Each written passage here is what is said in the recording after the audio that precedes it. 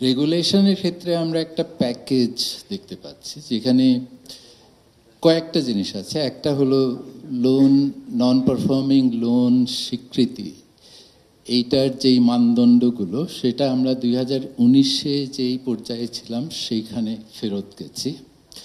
এখানে সবচেয়ে বেশি সুবিধা পেত ফিক্সড টার্ম লোন যারা নিত, তাদেরকে এই 2019-এর পরে 270 দিনের সময় দেয়া হতো ক্লাসিফিকেশন লিস্টে ঢোকার আগে।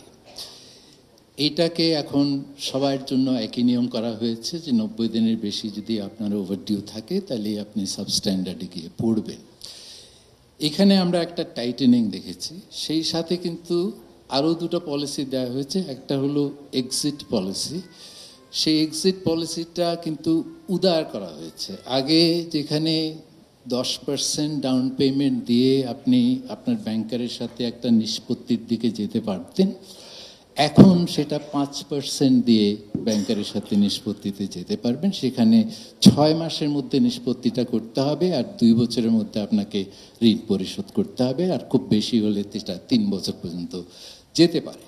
সেই সাথে আরেকটা পলিসি দেওয়া হয়েছে এবং সেটাকে বলা হয়েছে, নামকরণ করা হয়েছে বেইল আউট পলিসি সাপোর্ট হিসাবে। কিন্তু এখানে বেইল আউট বলতে যেটা বোঝাচ্ছে সেটা হচ্ছে পুনঃতফসিলীকরণের সুবিধাটা।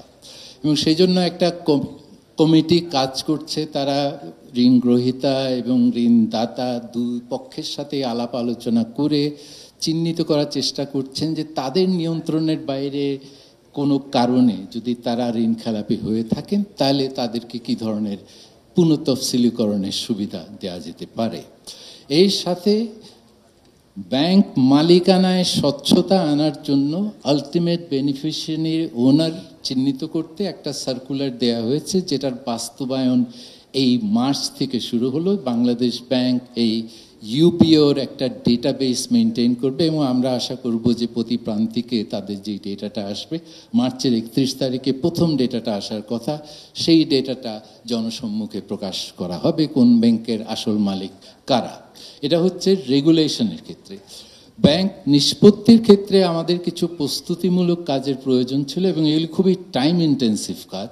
একটা হলো তথ্য জোগাড় করা, যে দুর্দশাগ্রস্ত প্রতিষ্ঠানগুলো আসলে কতটা দুর্দশাগ্রস্ত, তাদের মূলধন ঘাটতি কত, লিকুইডিটি ডেফিসিয়েন্সি কত, তাদের যে কোল্যাটারালগুলি আছে সেগুলি আসলে বাজারে বিক্রি করলে কত টাকা সেখান থেকে পাওয়া যাবে। এই ধরনের তথ্যের জন্য একটা অ্যাসেট কোয়ালিটি রিভিউ কাজগুলো শুরু করা হয়েছে। 6টা ব্যাংকের অ্যাসেট কোয়ালিটি রিভিউ শেষ করা হয়েছে, এখনও রিপোর্ট আসেনি।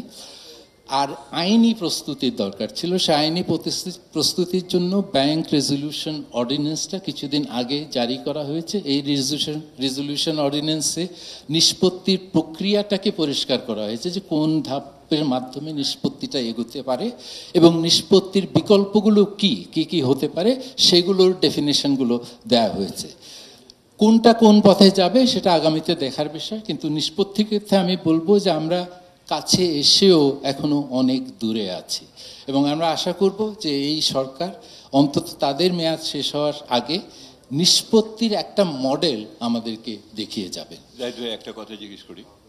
আমরা এক সময় শুনেছি যে একটি শিল্প গোষ্ঠী নাকি 8টা ব্যাংককে নিয়ন্ত্রণ করে এবং তারা কোনো কারণে এদিক ওদিক করলে পুরো ব্যাংকিং খাত ধসে পড়বে। সেরকম আশঙ্কা কি এখনো রয়েছে, না ওই আশঙ্কাগুলো দূর করেছেন?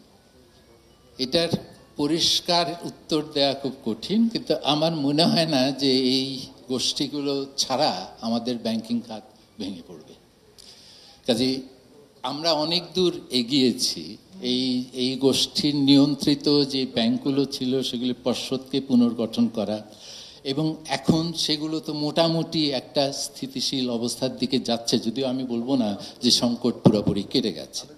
আর তৃতীয় যে জায়গাটা, যে সম্পত্তি, যেই অর্থগুলো বাইরে চলে গেছে সেগুলো ফিরিয়ে আনার জন্য একটা ইন্টার এজেন্সি টাস্ক ফোর্স কাজ করছে। তারা দুটো কৌশলে এগোতে চাচ্ছেন। একটা হলো আইনি প্রক্রিয়ায় চিহ্নিত করা যে সম্পদ কে কোথায় কিভাবে নিয়ে গেছেন, এবং সেগুলো যেই দেশে আছে সেই দেশের সরকার এবং অন্যান্য আইনি প্রতিষ্ঠানের সাথে সহযোগিতা করে অন্তত ফ্রিজিংয়ের একটা ব্যবস্থা করা।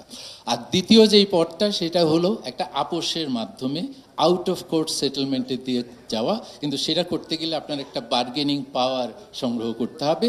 তো এই ব্যাপারে আমি বলবো যে এখানে কাজটা বেশি করার দরকার, এবং এই নিয়ে যত কম আমরা কথা বলি সাফল্যের সম্ভাবনাটা তত বেশি হয়।